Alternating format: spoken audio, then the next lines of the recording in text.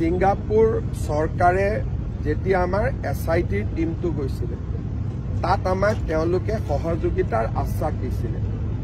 আজি সিংগাপুৰে আনুষ্ঠানিকভাৱে অসম চৰকাৰলৈ ফাইনেল পোষ্টমৰ্টেম ৰিপৰ্ট তেওঁলোকে পঠিয়াই দিছে আৰু টক্সিকোলজি ৰিপৰ্ট অৰ্থাৎ গুৱাহাটীত যেতিয়া আমি সেকেন্ড পোষ্টমৰ্টেম কৰিছিলো তেতিয়ালৈকে শৰীৰ 5 দিন 6 দিন পুৰণি হৈ গৈছিল, কিন্তু সিংগাপুৰৰ টক্সিকোলজি ৰিপৰ্ট মৃত্যুৰ 5 মিনিটৰ ভিতৰতে ব্লাড চেম্পল লৈছিল। গতিকে সেইটো বহুত বেছি অথেন্টিক হয়। আজি মোক আমাৰ অফিচাৰসকলে জনোৱা মতে সিংগাপুৰ চৰকাৰে এমলেট মিউচুৱেল লিগেল এছিষ্টেন্স নীতিৰ অধীনত আমাক তেওঁলোকে পোষ্টমৰ্টেম ৰিপৰ্ট সাগৰৰ লগত জড়িত তেওঁলোকৰ নীতি নিয়মসমূহৰ বিশদ বিৱৰণ আৰু টক্সিকোলজি ৰিপৰ্ট তিনিটাই আমাক পঠাই দিছে, যিটোৱে আমাৰ ইনভেষ্টিগেশ্যনত বহুতখিনি সহায় হ'ব।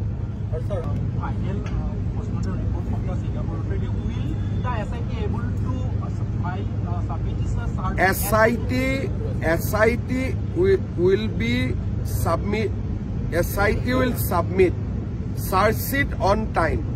Already they have made substantial progress, and as I told you that Assam Police will unearth a larger picture, and whatever brief I have got so far, the SIT is absolutely confident, and they said that they will be able to give total justice to Jubin Garg. Yate jikhokole justice lage buli koi ase ki aru kisumane justice dibo chesta kori ase.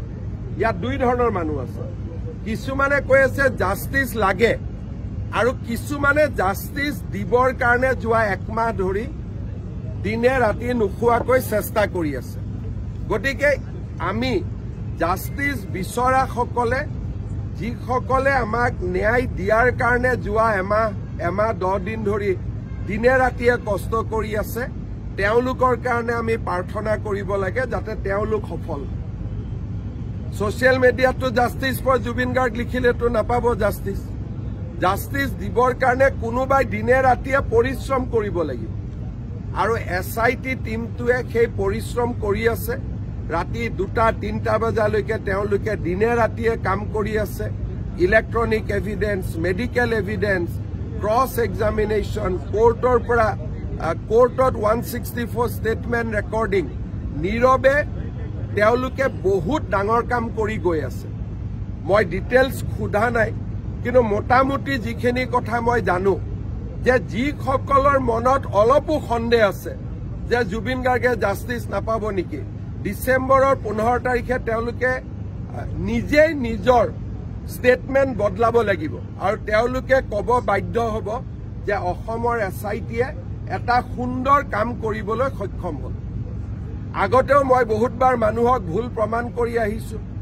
এইবাৰো যিবিলাক political leader Akhil Gogoi type ভাবে যে আমি justice দিব নোৱাৰিম বুলি, তেওঁলোক আকৌ মিছা প্ৰমাণ হ'ব, তেওঁলোক ভুল প্ৰমাণ হ'ব, আৰু আমি আকৌ এবাৰ মানুহক আমি প্ৰমাণ কৰিম যে আমি কিমান কমিটেড আৰু কিমান সিৰিয়াস।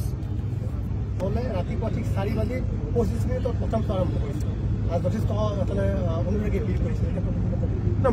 এইটো চব এইখন জুবিনৰ শেষ চিনেমা, গতিকে সকলো জুবিনৰ অনুৰাগীয়ে চিনেমাখন চাব চেষ্টা কৰিব।